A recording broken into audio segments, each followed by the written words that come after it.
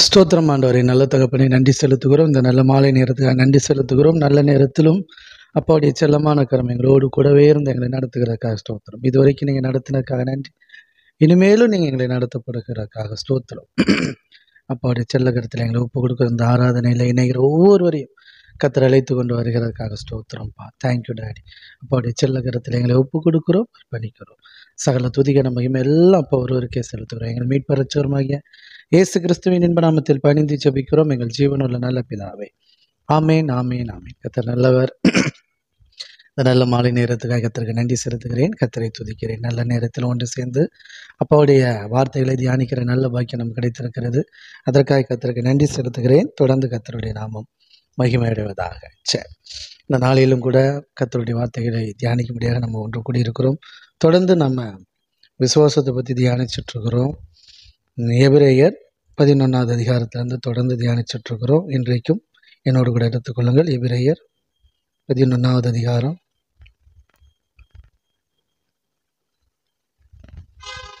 7வது வசனம். 6வது வசனம் தெரியும், நம்ம தொடர்ந்து தியானிச்சுட்டு வரோம். விசுவாசம் இல்லாமல் தேவனுக்கு பிரியமாக இருப்பது கூடாத காரியம். ஏனென்றால் தேவனிடத்தில் சேர்கிறவன் அவர் உண்டென்றும் அவர் தம்மை தேடுகிறவர்களுக்கு பலன் அளிக்கிறவர் என்று விசுவாசிக்க வேண்டும். விசுவாசம்னா அதான் விசுவாசம். பாருங்க, அவர் உண்டு, தம்மை தேடுகிறவர்களுக்கு பலன் அளிக்கிறவர் என்று விசுவாசிக்க வேண்டும். நம்ம விசுவாசம்னு நல்லா புரிஞ்சுக்கோங்க. ரொம்ப அதை பற்றின ஒரு பெரிய புரிதல் வேணும். நம்ம பெற்றுக்கொள்ளத்தக்கதாக விசுவாசிக்கணும். தேவன் கிருபையா நம்மளை கிருபையை நிறைய தந்து, தம்முடைய ஆவியை நிறைய தந்து நம்மளை பலப்படுத்தி விசுவாசிக்க வைக்கிறார். ஏன்னா விசுவாசங்கிறது சாதாரண விஷயம் கிடையாது. எப்படின்னா, நீங்கள் இப்போ எனக்கு சுகமாகும் அப்படின்னு 100% முழுமையாக கத்தர் என்ன சுகப்படுத்துவார் அப்படின்னு நீங்கள் இருந்தீங்கன்னா தான் அது நடக்கும். அப்படி தானே? ஏசப்பா என்ன சொன்னார்? உங்கள் விசுவாசத்தின்படி உங்களுக்கு ஆக கிடவுது, உன்னுடைய விசுவாசத்தின்படியே உனக்கு ஆக கிடவுது அப்படின்னா, அவரால் என்ன 100% இப்போ சுகமாக்க முடியும் அப்படின்னு நம்பினான். பரிதிமை குருடனாக இருக்கட்டும், ஏசப்பா சுகப்படுத்தின எல்லாரும் ஏசப்பா என்ன கேட்டாங்க? எனக்கு சித்தம் உண்டு, என்னால் முடியும், நீ நம்புறியா, விசுவாசிக்கிறியானார். என்னால் சுகமாக்க முடியும், நீ நம்புறியா, விசுவாசிக்கிறியா, என்ன நீ விசுவாசிக்கிறியா அப்படின்னார். அதான் ரொம்ப முக்கியம். அப்போ விசுவாசங்கிறது பெரிய விஷயம். ஆனால் தேவன் தம்முடைய கிருபையினால், தம்முடைய ஆவியின் வல்லமையினால் நம்மளை பலப்படுத்தி நம்மளை நம்ப முடியாத காரியத்தை நம்ப வைக்கிறார். ஆபிரகாமை விசுவாசத்தில் வல்லவனாக மாற்றினார். அதனால தான் நம்ப முடியாத காரியத்தை நம்பினார். இல்லைன்னா அவன் சரீரம் செத்தவனுக்கும் பெண்களுக்கான வழிபாடு நின்று போன சாராளுக்கும் எப்படி குழந்தை பிறக்கும்? யோசிச்சு பாருங்க. நம்ம நார்மல் மைண்டு தானே அப்படி தானே சொல்லும். நார்மல் மைண்டு அப்படி தானே சொல்லும். அப்போது இந்த உலக அறிவில் வளர்ந்த உலகப்பூர்வமாக வாழ்ந்துட்டுருக்கிற நமக்கு தேவனுடைய இயற்கைக்கு அப்பாற்பட்ட காரியத்தை பற்றி எப்படி தெரியும்? நம்ம வாழ்க்கையில் ஒரு நன்மை நடக்கணும் அப்படின்னா என்னது? நமக்கு தெரிஞ்சபடி அது இயற்கையாக இருக்கணும். இயற்கையாக இருக்கணும். இயற்கைன்னா என்னது? இப்போ ஒருத்தருக்கு உடம்பு சரியில்லை, காய்ச்சல், ஆஸ்பத்திரி போய் ஊசி போட்டு மாத்திரை மருந்து எடுத்தால் சுகமாயிரும். இயற்கையாகவே நமக்கு தெரியும். ஆனால் ஜோம் பண்ண உடனே சுகமாகுங்கிறது இயற்கைக்கு அப்பாற்பட்ட விதம் அது. ஏன்னா இதெல்லாம் நம்ம பார்த்து வளரலை, இந்த அனுபவத்துக்குலாம் நம்ம வளரல. இந்த அனுபவத்திலலாம் இப்போ தான் வந்திருக்கிறோம் கொஞ்சம் கொஞ்சமாக. இயற்கைக்கு அப்பாற்பட்ட காரியங்கள் விசுவாசித்தால் மட்டும்தான் நடக்கும். சாதாரண காரியங்கள் சாதாரண காரியத்துக்கு விசுவாசம் தேவையே இல்லை. அப்படி தானே? சாதாரண காரியத்துக்கு விசுவாசம் தேவையே இல்லை. இப்போ ஒருத்தவங்களுக்கு நல்லா சமைக்க தெரியும், பக்காவாக சமைப்பாப்புல, 10 வருஷம் எக்ஸ்பீரியன்ஸ். அவங்க சமைக்கிறதுக்கு விசுவாசத்தை தேட வேண்டியிருக்குமா? தேவனை தேட வேண்டியிருக்கும். ஆண்டவர் இல்லாமல் ஒன்றும் நடக்காது. யோசிச்சு பாருங்க, அவங்க விசுவாசத்தை பெருசாக ஆக்டிவேட் பண்ண வேண்டியது இருக்குமா? அது பாட்டுக்கு அவங்க சட்டுன்னு கடையில் தோசை சுடுறவங்களை பார்த்தீங்களா, புரோட்டா போடுறாங்க பார்த்தீங்களா, அது பாட்டு சட்டுன்னு அடிச்சு விட்டு போயிட்டே இருப்பாங்க. அதெல்லாம் நார்மலாக இயற்கையாகவே நடந்துடும். அதுக்கான ப்ராக்டிஸு பயிற்சி எல்லாம் இருக்கும். ஆனால் இப்போது ஒன்றுமே தெரியாது, ஏதோ யூடியூப்பை பார்த்துட்டு மொத சமைக்க போகிறாப்புல. அதுக்கு ரொம்ப விசுவாசம் தேவை. அவங்க சமைச்சு அது சூப்பராக இருக்கும் பாருங்க, அதுதான் கிருபை, அதான் தேவனுடைய நடத்துதல். அது இயற்கைக்கு அப்பாற்பட்டது. ஒரு முறை சமையலை கற்றுக்கிட்டு யூடியூப்பில் பார்த்து கற்றுக்கிட்டு, இப்போ நல்லா சமைக்கிறவங்களுக்கு ஈஸி. ஒரு முறை யூடியூப்பை பார்த்துட்டு அவங்களுக்கு பார்க்கும்போதே மைண்டில் ஓட ஆரம்பிச்சிடும், அங்கே ரியலாக அவங்க செய்ய ஆரம்பிச்சிருவாப்புல. ஆனால் சமைக்கவே தெரியாத ஒரு ஆள் யூடியூப்பை பார்த்து அருமையான ஒரு சாப்பாடு சமைச்சாப்புலன்னா அது பெஸ்ட். அது கிருபை, அது தேவனுடைய நடத்துதல், அது தேவனுடைய வல்லமை, தேவனுடைய மகிமை. அது பேர் தான் விசுவாசம். இயற்கைக்கு அப்பாற்பட்ட காரியம், சாத்தியமே கிடையாது, ஆனால் சாத்தியமாகும். சரிங்களா? எதிர நம்புறீங்க? அப்படிப்பட்ட வாழ்க்கை வாழணும். நம்ம வாழ்ந்த கலாச்சாரம், நம்மளை சுற்றி இருக்கிற ஜனங்கள் எல்லாம் அப்படிப்பட்ட வாழ்க்கைக்குள்ளே இப்போ தான் நம்ம எல்லோரும் வந்துட்டுருக்குறோம். ஆனால் அப்படி முன்னாடிலாம் அப்படி கிடையாது. வேலை பார்த்தா சாப்பிட்லாம், சம்பாதிக்கலாம், சேர்த்து வச்சா அப்படி இப்படின்லாம் நிறைய கணக்கு உண்டு. ஆனால் ஒரு கூட்டம் மட்டும் விசுவாசத்தில் தேவனை நம்பி, தேவன் தந்திருக்கிற வேலையை உண்மையாக செஞ்சு, தேவனுடைய வார்த்தைக்கு கீழ்ப்படிஞ்சு நடக்கிறவங்க வாழ்க்கையில் பெரிய குரோத் இருக்குது. நம்ம வாழ்க்கையில் அப்படிப்பட்ட உயர் வரும். சரிங்களா? அதனால் விசுவாசங்கிறது சாதாரணமாக நினச்சிடக்கூடாது. அதே நேரத்தில் தேவன் நினச்சிட்டாருன்னா உங்களை விசுவாசிக்க வச்சுருவார். அவர் உங்களை வேற மாதிரி ஈஸியாக்கி விட்டுருவார். விசுவாசங்கிறது சாதாரண விஷயம் இல்லை, ஆனால் தேவனுடைய கிருபையில் அது சாதாரணம். அதான் இலவசமாக அவருடைய கிருபையினாலே விசுவாசத்தை கொண்டு ரட்சிக்கப்படுகிறோம். அவருடைய கிருபை தான், அவருடைய தயவு தான், அவருடைய இரக்கம்தான், அவருடைய நடத்துதல், அவருடைய தலையீடு. அவருடைய தலையீடு இல்லாமல் வெற்றியை பார்க்க முடியாது. அவர் தான் எல்லாத்தையும் தரார். சரிங்களா? அது ஓகே. இப்போ பாருங்க, இது அதுக்கு கரெக்டாக பொருந்தும். விசுவாசத்தினாலே நோவா தற்காலத்திலே காணாதவைகளை குறித்து ரொம்ப முக்கியம். விசுவாசனாலே மேலே பார்த்துருக்குறோம். 1ஆம் வசனம் என்ன சொல்லுது? எபிரேயர் 11:1, விசுவாசமானது நம்பப்படுகிறவர்களின் உறுதியும் காணப்படாத நிச்சயமாக இருக்கிறது. காணாததை காண்றதுக்கு முன்னாடியே நம்பணும். கர்த்தர் பரிபூரண சுகத்தை தந்துட்டார் அப்படின்னு சொல்லும்போது, பரிபூரண சுகத்தை பெற்றுக்கொண்டேன் அப்படிங்கிற நம்பிக்கை வரணும். அது நம்ம உள்ள சப்கான்சியஸ் மைண்டில், அங்கே சப்கான்சியஸில் வந்துட்டுன்னா போதும், சூப்பர். அதான் விசுவாசம். மேலே வெளியில் வாயில் பேசுகிறதெல்லாம் ஆமாம், அதான் கான்சியஸ், எனது நமக்கு தெரிஞ்சு, அதான் கான்சியஸில் விசுவாசம் இருக்கும், சப்கான்சியஸில் விசுவாசம் இருக்காது. சரிங்களா? கர்த்தர் நல்லவர். ஆமென். உங்களுக்கு தேங்க்யூ டாடி. ஹல்லேலூயா. ஒரு வாய்ப்பாடு, நீங்கள் கொஞ்சம் படிச்சிங்கன்னா கான்சியஸாக தான் நீங்கள் சொல்ல முடியும். உதாரணத்துக்கு ஒரு பாட்டு, ஏசப்பா பாட்டு, என்ன பாட்டு? புது பாட்டு, பயமில்லையே பயமில்லையே நம்ம ரொம்ப நாள் பாடணும். எத்தனை பேர் பாடுங்க பாராம? பயமில்லையே பயமில்லையே பயமில்லையே என் கர்த்தர் ஆதரவாய் இருப்பதினால், பயமில்லையே எதிர்கால பயமில்லையே என் கர்த்தர் ஆதரவாய் இருப்பதினால், கேடகம் நீர் மகிமையும் நீர் நான் பெற்ற சிறந்த கைமாறு நீர், அஞ்சிட மாட்டேன் என்னுடன் நீர் இருப்பதினால் தலை நிமிர செய்வீர். எத்தனை பேர் பாராமல் பாடினீங்க?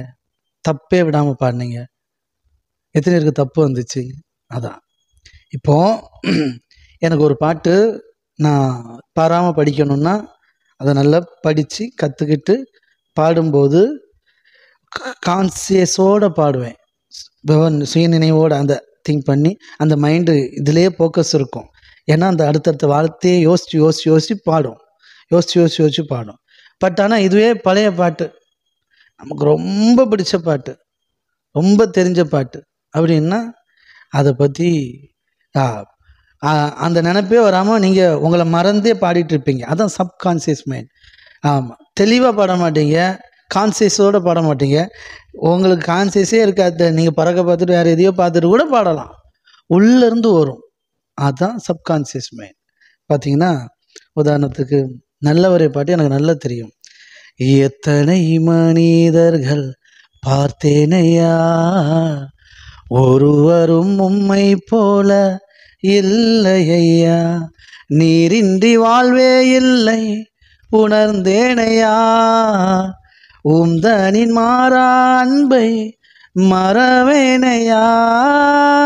துதி உமக்கே, கணம் உமக்கே, புகழும் மேன்மையும் ஒருவருக்கே. அப்படி பாராமலே பாடிடுவேன். சரிங்களா? என் மனம் மாலம் என்ன நீரறிவீர், என் மன விருப்பங்கள் பார்த்து கொள்வீர். ஊழிய பாதைகளில் உடன் வருவீர், சோர்ந்திட்ட நேரங்களில் பலன் தருவீர். துதி உமக்கே, கணம் உமக்கே, புகழும் மேன்மையும் ஒருவருக்கே. இது ரொம்ப வருஷ கணக்காக பாடிட்டு இருக்கனால அசால்ட்டாக பாடிடுவோம். சரிங்களா? இதுக்கு நான் ரொம்ப கான்சியஸாக இருந்து ரொம்ப ஞாபகம் வச்சு மறந்து அடுத்தடுத்த வரி அப்படி நினச்சி பாடணும் அவசியம் கிடையாது. உள்ளேருந்து வரும். சரிங்களா? அதான் ரொம்ப முக்கியம். அப்படித்தான் நம்ம வாழ்க்கையில் தேவன் பேரில் இருக்கிற விசுவாசம் எப்படின்னா, அது நம்ம சப்கான்சியஸ்லேருந்து வரணும். உள்ளே இருக்கணும் விசுவாசம். இன்னும் சொல்லப்போனால் அது தேவனுடைய வார்த்தை எந்த அளவுக்கு நம்ம சப்கான்சியஸ் மைண்டில் இருக்குதோ அந்த அளவுக்கு நம்ம வாழ்க்கை நம்ம விசுவாசம் பெருகி இருக்கும். சரிங்களா? அது ரொம்ப முக்கியம். கர்த்தர் நல்லவரை பற்றி தொடர்ந்தெல்லாம் பார்ப்போம். சரிங்களா? இன்னைக்கு அப்போ நோவை பற்றி பார்ப்போம். இப்போ பாருங்க, விசுவாசத்தினாலே நோவா தற்காலத்தில் காணாதவைகளை குறித்து தேவ எச்சரிப்பு பெற்று பயபக்தி உள்ளவனாகி தன் குடும்பத்தை ரட்சிப்பதற்கு பேலை உண்டு பண்ணினான். அதனாலே அவன் உலகம் ஆக்கினைக்குள்ளானதென்று தீர்த்து விசுவாசத்தினால் உண்டாகும் நீதிக்கு சுதந்திரவாளியானான். அவர் சொன்னதை அப்படியே கேட்கறது. விசுவாசம்னா ரொம்ப ஈஸிங்க. ஏன்னா இவ்வளோ கஷ்டன்ட்டு அதை தான் நான் சொல்ல வரேன். யதார்த்தமாக பார்த்தா அது ரொம்ப கஷ்டம். ஆனால் தேவனோட கனெக்ட் பண்ணி பார்த்தீங்கன்னா ரொம்ப ஈஸி. அவர் என்ன சொல்கிறாரோ அதை கீழ்ப்படிஞ்சிட்டிங்கன்னா விசுவாசம் கப்புன்னு இருக்கும். அவர் சொல்கிறத கண்மூடித்தனமாக நம்புறது தான் விசுவாசம். அதான் நம்ப முடியாது. புரியுதுங்களா? இப்போ இருக்கிறீங்க, அதான் நான் சொல்கிறேன். மறுபடியும் அங்கே தான் வரான்னு சொல்கிறேன். ஒரு ஓமைக்கு சொல்கிறேன். ஏன்னா நம்ம எது கஷ்டமோ அதை தான் நான் சொல்லுவோம். நீங்கள் லைவ் பார்த்துட்டே இருக்கீங்க, இல்லை நைட்டு தூங்குறீங்க, திடீர்னு கத்த சொல்கிறார். திடீர்னு என்ன சொல்கிறதுக்கு, நீங்கள் கத்தர் உங்கள்கிட்ட சொல்கிறாரு, நீங்கள் என்ன சொல்கிறது, எதை சொன்னாலும் தப்பாயிடக்கூடாது. இதை எப்படி சொல்லி புரிய வைக்கன்னு தெரில. சரி, தைரியமாக பேசுவோம். உதாரணத்துக்கு கத்தர் சொல்கிறாரு, தூக்கத்தில் அவங்க கழுத்தில் போட்டிருக்கிற ஒரு செயின், உடனே செயினில் தான் வந்திருக்கேன். எனக்கு ஊமைக்காக சொல்கிறேன். அதை நீ அப்படியே கலத்தியோ இல்லை விற்று நீ ஊழியத்துக்கு அனுப்பிடு. எவ்வளோ வந்தாலும் அதை பார்க்கக்கூடாது, ஒரு பைசா எடுக்காமல் அனுப்பிடு அப்படின்றார். அப்படி கத்தர் தெளிவாக பேசுகிறாரு. ஒரு தரிசனத்தில், சொப்பனத்தில், கனவுல எதுலேயோ பார்க்குறீங்க. எத்தனை பேர் கரெக்டாக நம்பி டிசிஷன் எடுப்பீங்க? இது கத்தர் தான் சொப்பனத்தை தந்தாரா, இல்லைன்னா சும்மா அதே நினச்சிட்டு படுத்தனால வந்த கனவா? கொடுக்கணும், ஊழியத்துக்கு செய்யணும் அப்படின்னு நினச்சி அது செய்யணும்னு வந்துட்டோம் அப்படின்னு ஒரு டவுட் வரும் இல்லையா? அப்போ அதை எந்த அளவுக்கு நம்பி அந்த கனவு, அந்த சொப்பனத்தை இப்படி ஆண்டவர் உணர்த்திருக்கிறாரு அப்படின்னு நினச்சி எத்தனை பேர் நம்பி அதை செயல்படுத்துவீங்க? அவ்வளோ டக்குன்னு செஞ்சிட முடியுமான்னு யோசித்து பார்த்துக்காங்க. அதான் ரொம்ப கஷ்டமாக இருக்கும். பட் ஆனால் தேவனோட நடந்து தேவனுடைய வார்த்தையினால் நீங்கள் நிரப்பப்பட்டு தேவ வல்லமையினால் உங்களுக்கும் தேவனுக்கும் ரொம்ப க்ளோஸ் அப்படின்னா அவர் சொல்கிற சத்தமே உங்களுக்கு புரிஞ்சிடும். இது கத்தருடைய உணர்த்துதல் தான். கத்தர் இப்படி தான் என்கிட்ட சொப்பனத்தில் பேசுவார். ஓகே, அவர் சொல்லிட்டார், ரைட், என்னன்னு பரவாயில்ல பார்த்துடலான்னு அடுத்த நிமிஷமே அதை ட்ரை பண்ணி தூக்கத்தில் எழுந்திரிச்சு அதை பற்றி யோசித்து காலையில் விடிஞ்ச உடனே வேலையை அந்த வேலையை பார்த்து முடிச்சுறது தான் விசுவாசம். அந்தளவுக்கு உள்ளேருந்து வேலை செய்யும்.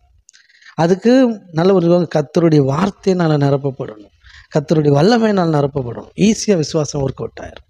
சரிங்களா? ரொம்ப கஷ்டமான கிடையாது. ஓகே, ஓமை ஏற்றுக்கொள்ள மனதாக இருந்தால் ஏற்றுக்கொள்ளுங்க, இல்லைன்னா விட்டுருங்க. சரிங்களா? ஓகே, கத்தர் நல்லவர், கத்தர் ஆசீர்வதிப்பார்கள்.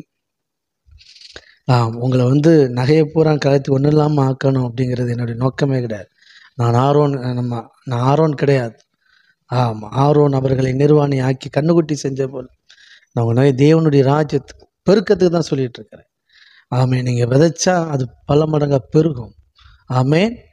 அது கண்ணுக்குட்டிக்கு கொடுத்தாங்க. அதனால் அது எனது நிர்வாணமாக போச்சு, அது புரோஜனம் இல்லாமல் போயிடுச்சு.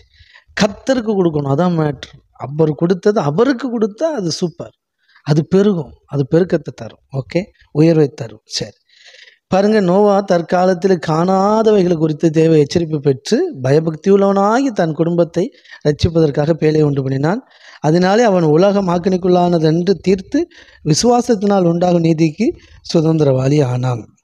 என்னோட கூட இடங்க ஆதியாகமம் எங்கே இருக்குது? 7வது அதிகாரம் 6லே வந்துடும். 6வது அதிகாரம். கர்த்தர் சொல்கிறாரு, மனுஷன் பூமியின் மேல் பெருக துவங்கி அவர்களுக்கு குமாரத்திகள் பிறந்தபோது. இது உங்களுக்கு ஏற்கனவே நான் சொல்லியிருக்கிறேன், விளக்கம் இருந்தாலும் சொல்லிடுறேன். கர்த்தர் ஜலப்பிரளயத்தை உண்டு பண்ணார், மக்கள் அழிக்கிறோங்கிறது அவருடைய நோக்கம் அப்படின்னா இல்லை, பூமியில் மழை பெய்ய வைக்கணும். இன்னும் மழை பெய்யவில்லை அப்படின்னு சொல்லியிருக்கு இல்லையா? அதனால் பூமியிலிருந்து பனி அப்படி கிளம்பி அப்படி அந்த பூண்டுகளெல்லாம் முளைக்க பண்ணிட்டு அப்படின்னு இருக்கு இல்லையா? மழை பெய்யணுங்கிறது தேவனுடைய டிசைன். அதுக்கான நாள் வந்துட்டு நெருங்கிட்டு இப்போ மழை பெய்ய போகுது. இப்போ மழை பெய்ய போது நல்லா புரிஞ்சுக்கோங்க, தேவன் இந்த நாட்களில், இப்படிப்பட்ட நாட்களில் யார் இருக்கிறா அப்படின்னா நோவா இந்த நாட்களில் தான் வளர்ந்துட்டுருக்கிறார். மக்கள் பயங்கர அக்கிரமும் பாவம், தேவனை விட்டு ரொம்ப தூரமாக இருக்கிறாங்க. தேவன் சொன்னால் எதை சொன்னாலும் கேட்குறது கிடையாது. அப்படிப்பட்ட ஒரு வாழ்க்கை மோசமான நிலையில் இருக்குது. இந்த நாட்களில் பாருங்கள், வசனம் தெளிவாக போட்டிருக்கு. 8வது வசனம், அது 6:8. நோவாவுக்கு கர்த்தருடைய கண்களில் கிருபை கிடைத்தது. நோவாவின் வம்ச வரலாறு முதல்ல கிருபை கிடைத்தது. நல்லா புரிஞ்சுக்கோங்க, கிருபை அதுக்கு பிறகு தான் விசுவாசம். கிருபை ரொம்ப முக்கியம். நம்மளுக்கு அப்படி தான் சொல்லுது வேதம். கிருபையினாலே விசுவாசத்தை கொண்டு ரட்சிக்கப்பட்டீர்கள், இது உங்களால் உண்டானல்ல, இது தேவனுடைய ஈவு.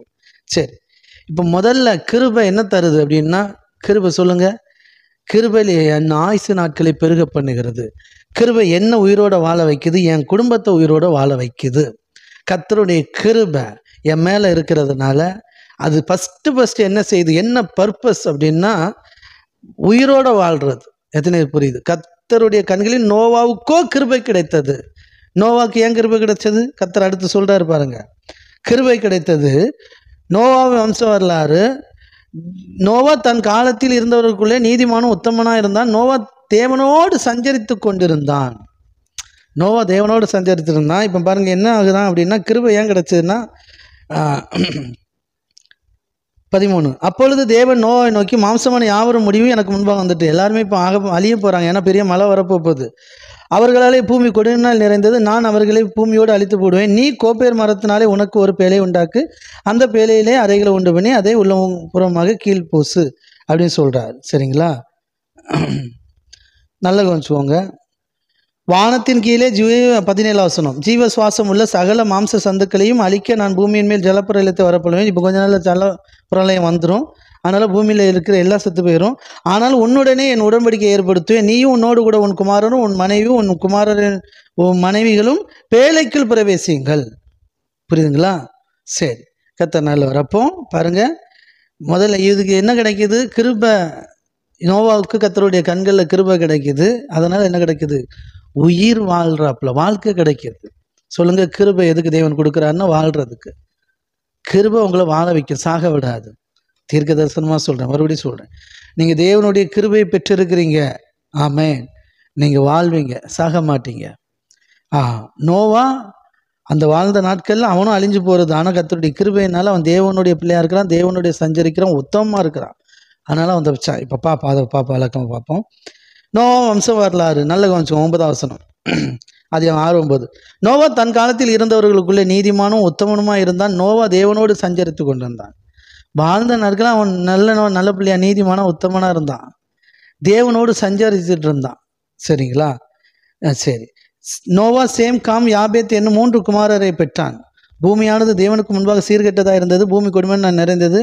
தேவன் பூமியை பார்த்தார், அது சீர்கெட்டதாக இருந்தது. இதோ அது சீர்கெட்டதாக இருந்தது. மாம்சமான யாவரும் பூமியின் மேல் தங்கள் வழிகளை கெடுத்து கொண்டிருந்தார்கள். பாருங்க, தேவனோட க்ளோஸாக இருக்குல்ல, தேவனை விட்டுட்டு வேற எது மேலும் இல்லாமல் நம்பிக்கை வச்சு உலகபூர்வமாக வாழ்ந்துட்டு இருக்கிறாங்க. ரொம்ப மோசமான வாழ்க்கை வாழ்ந்துட்டு இருக்கிறாங்க. அப்பொழுது தேவன் நோவாவை நோக்கி, மாம்சமான யாவரும் முடிவு எனக்கு முன்பாக வந்தது அப்படின்னு அர்த்தம். எல்லாரும் சாக போகிறாங்க. இப்போ பெரிய மழை பெய்ய போகுது, 40 நாள் மழை பெய்ய போகுது. மழை பெஞ்சனால என்ன ஆயிரும்? வெள்ளம் வந்துடும், ஜலப்பிரளயம் அப்படியே மூடி நிற்கும். அப்போ நான் உங்ககிட்ட பேழையை செய்ய சொல்லுவேன், நீ செய்வ. ஆனால் வேறு யாரும் நம்ப மாட்டாங்க, விசுவாசிக்க மாட்டாங்க. அதனால் அவங்க அழிய போகிறாங்க. நீ காப்பாற்றப்பட போகிற, உன் குடும்பம் காப்பாற்றப்பட போகுது. உன் கூட சேர்ந்து அடுத்து நீங்கள் பிழைத்திருக்கும்படி உங்களுக்கு தேவைக்காக மிருக ஜீவன்கள், பறவைகள், அது இது எல்லாத்தையும் பேழைக்குள்ளே வச்சிடணும், அனுப்பிடுவேன் அப்படின்னு சொன்னார். சரி பாருங்க, நீ கோப்பேர் மரத்தால் உனக்கு ஒரு பேழையை உண்டாக்கு, அந்த பேழையிலே அறைகளை உண்டு பண்ணி அதை உள்ளும் புறமாக கீழ்பூசு.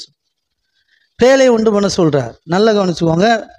அந்த வாழ்ந்த நாட்களில் இவன் தான் தேவனோடு சஞ்சரிச்சுட்டு இருக்கிறான், உத்தமமாக இருக்கிறான், உண்மையாக இருக்கிறான். அப்படின்னா தேவனோடு சஞ்சரிக்கிறனால, தேவனோடு நடக்கிறனால தேவனுக்கு நன்மை தீமை தெரியும், மனுஷனுக்கு நன்மை தீமை தெரியும். ஆனால் அவன் நன்மை செய்ததை விட தீமை தான் அதிகமாக செய்வான்.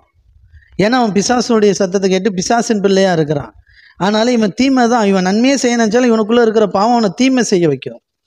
இப்படி இருக்கிற நாட்களில் நோவா தேவனோடு சஞ்சரிக்கிறான். அப்போ தேவன் சொல்கிறார், இது தப்பு மக்களே, இது நல்லது, இது கெட்டது, நீ இப்படி நடக்கூடாது, இப்படி நடக்கணும், இதுதான் எனக்கு பிரியம், இதுதான் உன் வாழ்க்கைக்கு ஆசீர்வாதமாக இருக்கும்னு தேவன் நோவா கிட்ட சொல்லிக்கிட்டே இருக்கிறான். அவன் தேவனோடு சஞ்சரித்து கொண்டு இருந்தான், நீதிமானாக இருந்தான், உத்தமனாக இருந்தான். சரிங்களா? ஓகே. அதனால் அவனை காப்பாற்றுறான். அப்போ அவனுக்கு சொல்லும்போது அவன் கேட்குறான். அதான் சொல்லுது இல்லையா, அவர்களுக்கு அவர் ஆண்டவரே இந்த விதை பற்றின உண்மையை எங்களுக்கு சொல்லணும், நீங்கள் ஏன் எல்லாருக்கிட்டையும் ஓமையாக பேசுகிறீங்க, அதனுடைய விளக்கத்தை சொல்லலையே அப்படின்னப்போ எசப்ப சொல்லுவாங்க இல்லையா, ஆமாம், அது அவர்களுக்கோ உங்களுக்கு அது அருளப்பட்டிருக்கிறது, அவர்களுக்கு அருளப்படவில்லை. ஏன் அருளப்படலைன்னா அவங்க காது இருந்தும் கேட்க மாட்டாங்க, உணர மாட்டாங்க, அவங்களுக்கு சொல்லி வேஸ்ட்டு. ஆனால் நீங்கள் கேட்பீங்க, நீங்கள் தேவனால் தேர்ந்தெடுக்கப்பட்ட பிள்ளைங்க, உங்ககிட்ட சொன்னால் புரோஜனம் உண்டு அப்படின்னார் இல்லையா, அந்த மாதிரி தான். சரிங்களா? இப்போ அவங்கக்கிட்ட சொன்னாலும் அவங்க கேட்க மாட்டாங்க, ஏன்னா தேவனோட கிடையாது. ஆனால் நோவா தேவனோட சஞ்சரித்துட்டு இருக்கிறான். அப்போ கத்த சொல்கிறார், நீ கோப்பர் மரத்தினால் உனக்கு ஒரு பேரையை உண்டு பண்ணு, அந்த பேழையிலே அறைகளை உண்டு பண்ணி அதை உள்ளும் புறமாக கீழ்பூசு. நீ அதை பண்ண வேண்டிய விதம் என்னவென்றால், பேழை நீளம் 300 முழம், அதன் அகலம் 50 முழம், அதன் உயரம் 30 முழமாக இருக்க வேண்டும். ஒரு பேழைக்கு ஒரு ஜன்னலை உண்டு பண்ணி மேல் தட்டுகள் 1 முழ தாழ்த்தியிலே அதை செய்து முடித்து பேழையின் கதவை அதன் பக்கத்தில் வைத்து கீழ் அறைகளும் 2ஆம் தட்டின் அறைகளையும் 3ஆம் தட்டின் அறைகளையும் பண்ண வேண்டும் அப்படின்னு அழகாக சொல்லிக் கொடுக்குறார். வானத்தின் கீழே ஜீவ சுவாசமுள்ள சகல மாம்ச சந்துக்களையும் அழிக்க நான் பூமியின் மேல் ஜலப்பிரளயத்தை வர பண்ணுவேன், பூமியில் உள்ள யாவும் ஆண்டு போகும். இப்போ மழை வரப்போகுது, கத்தர் வர வைக்க போகிறது மழையத்தான். மழை வந்ததுனால பூமி பயங்கரமாக வெள்ளத்தினால நிரம்பும். எந்த அளவுக்கு வெள்ளம் வந்துச்சுன்னா, மலையை விட 15 முழம் உயரத்தில் வெள்ளம் வந்து நின்றுச்சு. கிட்டத்தட்ட 40 நாள் மழை கொட்டி தீர்த்தது. எல்லாரும் அழிஞ்சிருவாங்க. ஆனாலும் உன் மேலே நான் உடன்படிக்கை ஏற்படுத்துவேன், நீ உன் மனைவி பிள்ளைகள்லாம் அந்த பேழைக்குள்ளே போயிருங்க, சகல விதமான மாம்ச ஜீவன்களில் ஆணும் பெண்ணுமாக வகை ஒன்றுக்கு ஒவ்வொரு ஜோடும் உன்னுடனே உயிர் காக்கப்படுவதற்கு பேழைக்குள்ளே போங்க. கிருபைன்னா என்னது? உயிர் காக்கப்படுது. சரிங்களா? சரி. ஜாதி ஜாதியான பறவைகளிலும் ஜாதி ஜாதியான மிருகங்களிலும் பூமியில் உள்ள சகல ஜாதியான ஊரும் பிராணிகளிலும் வகை ஒன்றுக்கு ஒவ்வொரு ஜோடி உயிரோடு காக்கப்படுவதற்கு உன்னிடத்தில் வரக்கடுவது. உனக்கு அவர்களுக்கு ஆகாரமாய் சகலவித போஜன பதார்த்தத்தையும் சேர்த்து உன்னிடத்தில் வைத்துக்கொள் என்றார். தேவையான சாப்பாட்டு காரியங்களை பூரா சேர்த்து உள்ளே வச்சுக்காங்க. அதனால தான் நீங்கள் பார்த்தீங்கன்னா தெரியும், கப்பல் பிரயாணம் பார்த்தீங்கன்னா கப்பலில் ஏகப்பட்ட ஸ்டோரேஜ் இருக்கும். சரிங்களா? கப்பலில் மாடு ஈடெல்லாம் அப்படி முழுசாக வெட்டி உள்ள ஃப்ரீசரில் ஏற்றி வச்சுருப்பாங்கன்னு சொல்லுவாங்க, நான் பார்த்ததில்ல.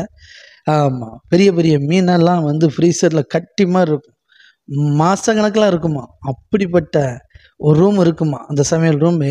அந்த பொருள் எல்லாம் பதப்படுத்த வைக்கிறதுக்காக, அதை சேமித்து வைக்கிறதுக்காக அப்படிப்பட்ட அறைகள் இருக்குமா. அவ்வளோ கூலிங்க ஃப்ரிட்ஜில் அப்படி இருக்குமா. சரிங்களா? சரி. அவ்வளோ அந்த ரூமே அப்படி ஃப்ரிட்ஜ் மாதிரி இருக்கும். சரி, அந்தளவு செட்டப் பண்ணி இங்கேருந்து 6 மாதத்துக்கெல்லாம் தேவையான பொருட்கள்லாம் ஏற்றி, சாப்பாடு காரியங்க எல்லாத்தையும் ஏற்றிட்டு கட்டி தான் வண்டி கிளம்போம். அப்படிப்பட்ட கப்பல்லாம் இருக்குது. சரிங்களா? எல்லா பிளானும் இங்கேருந்து வந்தது, கர்த்தருடைய பிளான் தான் எல்லாம். சரிங்களா? அப்போ கர்த்தர் இப்படி சொல்கிறாரு, அவங்களுக்கு தேவையான, உனக்கு தேவையான எல்லா போஜன பதார்த்தத்தையும் கொண்டு போ. இந்த வார்த்தையை படிக்கும்போது எனக்கு ஒரு ஆச்சரியமாக இருந்தது. கர்த்தர் எவ்வளோ பெரிய ஆள்.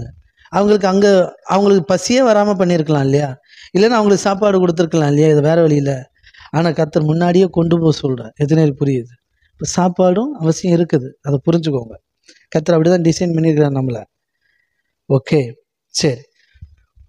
உனக்கு அவைகளுக்கு ஆகாரமாக நீ உள்ளே வச்சுக்கோ அப்படின்னு சொல்கிறார். நோவா அப்படியே செய்தான், கையை தட்டி. இதான் மேட்ரு.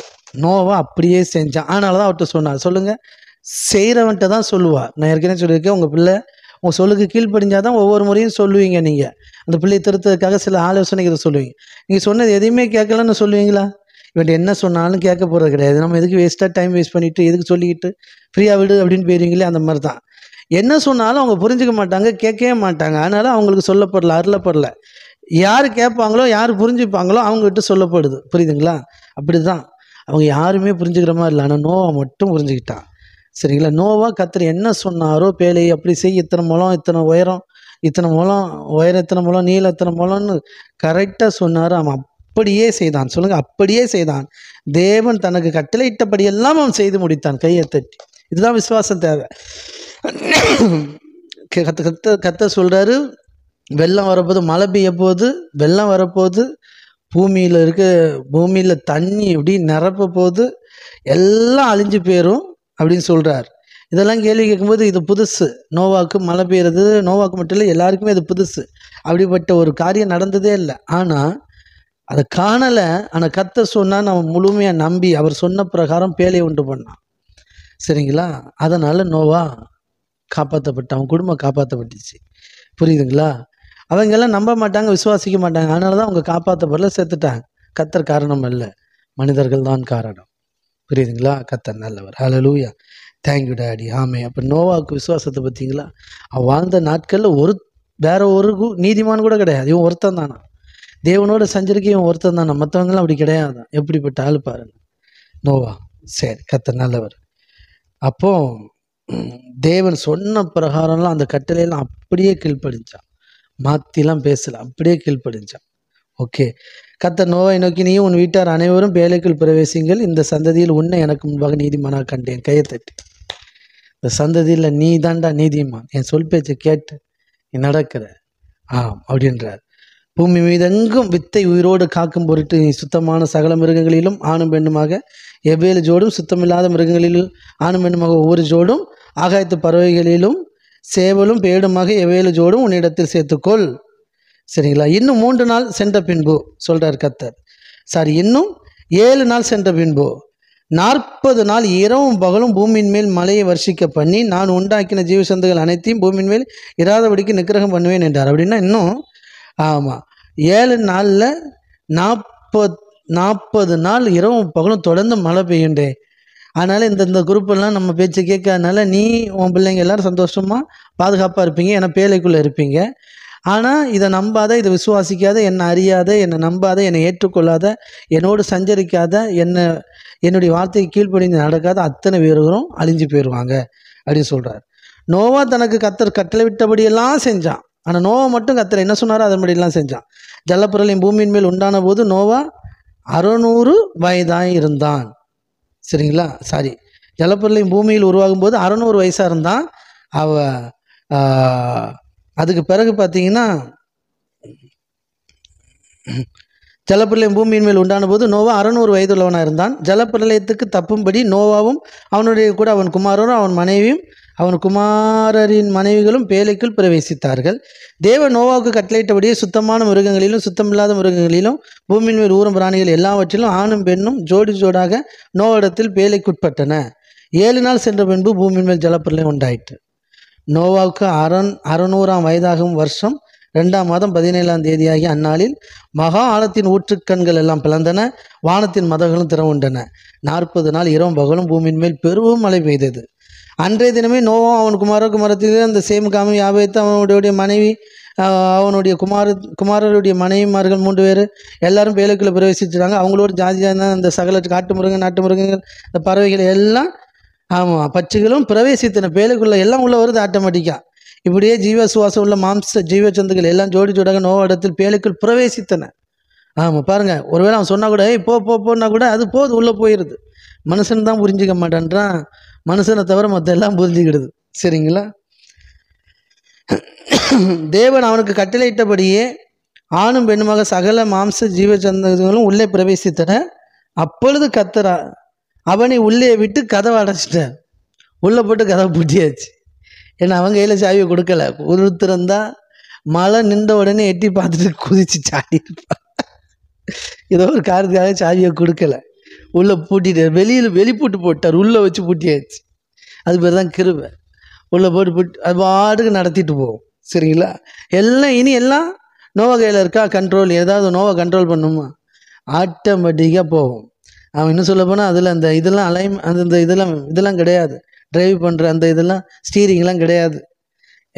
அது ஆட்டோமேட்டிக்காக போகும். இப்போ ஜலப்பிரளயம் 40 நாள் பூமியின் மேல் உண்டான போது ஜலம் பெருகி பேழையை கிளம்ப பண்ணிட்டு அது பூமிக்கு மேல் மிதந்ததான். ஜலப்பெருவெள்ளமாகி பாருங்கள், பூமியின் மேல் மிகவும் பெருகிட்டு பேழையானது ஜலத்தின் மேல் மிதந்து கொண்டிருந்தது. ஜலம் பூமியின் மேல் மிகவும் அதிகமாக பெருகினால் வானத்தின் கீழ் எங்கும் உள்ள உயர்ந்த மலைகள் எல்லாம் மூடப்பட்டன. மலையே மூடிட்டு மூடப்பட்ட மலைகளுக்கு மேலே 15 முழம் உயரத்துக்கு தண்ணி பெருகிட்டு. 15 முழம் உயரத்தில் தண்ணி நிற்குது. மலைக்கு மேலே இருக்கிறதே ஹைட்டு மலை தான். மலைக்கு மேலே 15 முழம். யாரால உயிரோடு இருக்க முடியும்? சரிங்களா? அவ்வளோ பேர் முங்கியாச்சு, காலி. அப்போ மாம்ச சந்துக்கள், பறவைகள், நாட்டு மிருகங்கள் எல்லாம் காலி, எல்லாம் மாண்டன. வெட்டாந்தரையில் உண்டான எல்லாவற்றிலும் நாசி சுவாசம் உள்ளவைகள் எல்லாம் மாண்டு போயின. சரி, மனுஷன் முதல் மிருகங்கள் வரைக்கும் எல்லாம் போயிட்டு. ஓகே, நோவாவும் அவனுடைய பேழையில் இருந்த உயிர்கள் மாத்திரம் காக்கப்பட்டன. ஜலம் பூமியின் மேல் 150 நாள் மிகவும் பிரவாகித்து கொண்டிருந்தது. தண்ணி வத்தாமல் கிடக்குது.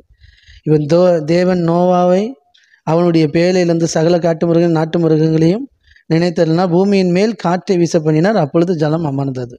காற்று வீசி தண்ணி அப்படியே வத்தி போகுது. ஆழத்தின் ஊற்றுக்களும் வானத்தின் மதங்களும் அடைபட்டன. வானத்து மழையும் நின்று போயிற்று. அவ்வளோதான், முடிஞ்சு. ஜலம் பூமியின் மேலிருந்து நாளுக்கு நாள் வற்றி கொண்டே வந்தது. 150 நாளுக்கு பின்பு ஜலம் வடிந்தது. 7ஆம் மாதம் 17ஆம் தேதியிலே பேழை அரராத் என்னும் மலையில் தங்கிற்று. சரிங்களா? 10ஆம் மாதம் மட்டும் ஜலம் வடிந்து கொண்டே வந்தது. 10ஆம் மாதம் முதல் தேதியிலே மலை சிகரங்கள் காணப்பட்டன. கொஞ்சமாக தண்ணி வத்த ஆரம்பிச்சிட்டு 40 நாள் சென்ற பின்பு நோவா தான் பேழைக்குள் சென்று செய்திருந்த ஜன்னலை திறந்து, இப்போ ஒரு காக்காவை அனுப்புவோம், அது போயிட்டு மறுபடியும் வந்துடும். தண்ணி வத்தலைன்னு வந்துடும். அடுத்தப்பல புறாவை அனுப்புவார், அது போயிட்டு வரும். கடைசியில் ஒரு நாள் வராமலே போயிடும். அப்போ தான் பார்த்தா தெரியும். பாருங்க, பூமியிலே தண்ணி நல்லா வத்தி போயிருக்கும். பின்னும் 7 நாள் பொறுத்து அவன் புறாவை வெளியே விட்டான். அது அவனிடத்து திரும்பவில்லை. அவனுக்கு 601 வயதாகும் வருஷத்தில் முதல் மாதம் முதல் தேதியிலே பூமியில் இருந்த ஜலம் வற்றி போயிட்டு. சரிங்களா? 1 வயசு. அப்போ 1 வருஷம் கிட்டத்தட்ட ஆயிருக்கா? சரி. நோவா பேழையில் மேல் தட்டை எடுத்து பார்த்தான். பூமியில் ஜலம் இல்லாதிருந்தது. 2ஆம் மாதம் 27ஆம் தேதியில் தேதி வரைக்கும் அழகாக போட்டிருக்கிறார். காரணம் இருக்கும், இன்னொரு நாள் ஆழமாக தியானிப்போம். ஆமாம், பூமி காய்ந்திருந்தது. அப்பொழுது தேவன் நோவாவை நோக்கி, இப்போ தான் பெர்மிஷன் வருது, நீ உன்னோடு கூட உன் மனைவி, உன் குமாரரும் உன் குமாரரின் மனைவிகளும் பேழைகளை விட்டு புறப்படுங்கள்ன்றார். ஃபஸ்ட்டு இதுலேயும் ஒரு சின்ன மைனூட்டு அந்த வசனத்தை படிக்கணும். நீயும் உன்னோடு கூட உன் மனைவியும் உன் குமாரரும் உன் குமாரரின் மனைவிகளும் பேழை விட்டு புறப்படுங்கன்ட்டார். உன்னிடத்தில் இருக்கிற சகலவித மாம்ச சந்துக்களாகிய பறவைகளையும் மிருகங்களையும் பூமியின் மேல் ஊறுகிற சகல பிராணையும் உன்னோடு கூட வெளியில் வரவிடு. அவைகள் பூமியின் மேல் திரளாய் வர்த்தித்து பூமியை பழகி பெருக கிடவது என்றார். அப்படி நோவாவும் அவன் குமாரரும் கத்த சொன்னார், உன் மனைவி நீ, அப்புறம் உன் மனைவி, பையனுடைய பையன்மாருடைய மனைவிமார்கள் வெளியில் வாங்கன்னு சொன்னார். இங்கே என்ன பண்ணாங்கன்னா, நோவா அவன் வருவான், அடுத்து அவன் பையன்தான் வருவான். இதில் ஒரு மாற்றம் நடக்குதா? அடுத்து தான் அவன் மனைவி அவன் குமாரன் மனைவிகளும் புறப்பட்டு வந்தார்கள். சரிங்களா? தேவன் சொன்ன ஆர்டர் பிரகாரம் வரல, அவங்களே ஒரு ஆர்டர் பிரகாரம் வராங்க. அதில் கூட கரெக்டாக இருக்கணுன்றேன். சரிங்களா? ஓகே, பார்த்து இந்த அளவு தான் நோவாவே இருந்தார். தேவன் சொன்ன பிரகாரம் கரெக்டாலாம் நடக்கலை. அங்கே வாழ்ந்த நாட்கள் அவங்கள விட இவன் நல்லவனாக இருக்கிறான். நம்மளும் அப்படி தான், தேவனுடைய வார்த்தை ரொம்ப பெர்ஃபெக்டாக நடக்கலை. ஆனால் நம்ம வாழ்ந்த காலத்தில் நம்மளை விட மற்றவங்க செய்கிறத விட நம்ம அழகாக தேவனுடைய வார்த்தைக்கு கீழ்ப்படிஞ்சு செய்கிறோம். ஓகே, பூமியின் மேல் நடமாடுகிற சகல மிருகங்களும் ஊரும் பிராணிகள் எல்லாம் பேழையிலேருந்து புறப்பட்டு வந்துட்டு. அப்பொழுது நோவா கர்த்தருக்கு ஒரு பலிபீடம் கட்டி சுத்தமான சகல மிருகங்களையும் சுத்தமான சகல பறவைகளையும் சிலவற்றை தெரிந்து கொண்டு அவைகளை பலிபீடத்து மேல் தகன பலியிட்டான். சரிங்களா? கர்த்தர் நல்லவர். ஓகே, சரி, இது வரைக்கும் பார்த்தீங்க எவ்வளோ அழகாக இருக்குது பார்த்தீங்களா? கர்த்தர் நல்லவர். ஆமென். அவன் தேவனுடைய வார்த்தை கீழ்ப்படிஞ்சான், நல்லது நடக்குது. அவன் வாழ்க்கை, அவனும் குடும்பமும் காப்பாற்றப்படும். சொல்லுங்கள், கர்த்தருடைய கிருபை நோவா மேலே இருந்தது. தேவனோடு சஞ்சரித்து கொண்டு இருந்தான், நீதிமானாக இருந்தான், தேவனுடைய பிள்ளையாக இருந்தான். அவர் வார்த்தை கீழ்ப்படிஞ்சு ஒவ்வொன்றையும் செஞ்சான், அவன் குடும்பம் காப்பாற்றப்பட்டுச்சு. இந்த மாலை நேரத்தில் தீர்க்க தரிசனம் உங்களுக்கு சொல்கிறேன். நீங்கள் கர்த்தரா இயேசு கிறிஸ்து எப்போ சொந்த ரட்சகர் ஏற்றுக்கொண்டீங்களோ அப்போ தேவனுடைய ஆவியை பெற்றிருக்கிறீங்க, அவருடைய ரத்தத்தினால் கழுவப்பட்டிருக்கிறீங்க. ஆமென். ஆமாம், பாவலரை கழுவப்பட்டு நீங்கள் நீதிமான்கள் ஆக்கப்பட்டிருக்கிறீர்கள். வேதம் சொல்லுது, நீங்கள் நீதிமான்கள் ஆக்கப்பட்டிருக்கிறீர்கள். இயேசு கிறிஸ்து ரத்தத்தினால் நீ கழுவப்பட்டு நீங்கள் நீதிமான்கள் ஆக்கப்பட்டிருக்கிறீர்கள். ஓகே, நீதிமான்கள். கர்த்தருடைய கிருபை உங்க மேல இருக்கு. நீங்க நீதிமான்களா இருக்கிறீங்க. அதனால நீங்களும் உங்கள் குடும்பம் காப்பாற்றப்படும். இந்த பூமியில கர்த்தருக்கு நல்ல சாட்சிகளாய் தீர்க்காயுசோடு நீங்கள் வாழ்வீர்கள். எத்தனை பேர் விசுவாசிக்கிறீங்க? அப்படியே நான் உங்களை ப்ளஸ் பண்றேன். அவரை பற்றுகிற விசுவாசம், அவர் மேல வைக்கிற விசுவாசம், இயேசுவுடைய சிலுவை மரணம், அவருடைய உயிர்த்தெழுதல், இதெல்லாம் விசுவாசிக்கும் போது இயேசு கிறிஸ்து உயிரோடு எழுப்பின பரிசுத்த ஆவியானவர், உயிரோடு எழுப்பின பிதாவாகிய தேவன் என்னையும் என் வாழ்க்கையில் இருக்கிற எல்லா குறையிலிருந்து என்னை உயிர்ப்பிப்பார், என்னை உயிரோடு எழுப்புவார், என் வாழ்க்கையை சீர்படுத்துவார், என்னை ஸ்திரப்படுத்துவார், மகிமைப்படுத்துவார், மேன்மைப்படுத்துவார்னு விசுவாசிக்கணும். அப்படிப்பட்ட காரியங்கள் தான் நமக்கு நடக்கும். எத்தனை நம்புறீங்க? ஆமென். God bless you. நான் உங்களை மனதார ஆசீர்வதிக்கிறேன். கண்களை மூடி. நல்ல தகப்பனே, இந்த நல்ல வேத தியானத்துக்காக நன்றி செலுத்துகிறோம் தகப்பனே. ஸ்தோத்திரம், ஸ்தோத்திரம். ஆமென், ஆமென். உங்க ஒவ்வொரு வார்த்தைக்கும் கீழ்ப்படுகிற இருதயங்களுக்கு உண்டாகட்டும். அப்படியே கீழ்ப்படுகிற, அப்படியே செய்கிற இருதயங்களுக்கு உண்டாகட்டும். எங்கள் விசுவாசத்தை நீங்கள் வர்த்திக்க பண்ணுகிறதுக்கு ஸ்தோத்திரம். உங்கள் வார்த்தைக்கு கீழ்ப்படிந்து நடக்கிறதுக்கான விசுவாசம் எங்களுக்குள்ள பெருகட்டும் ஆண்டவரே.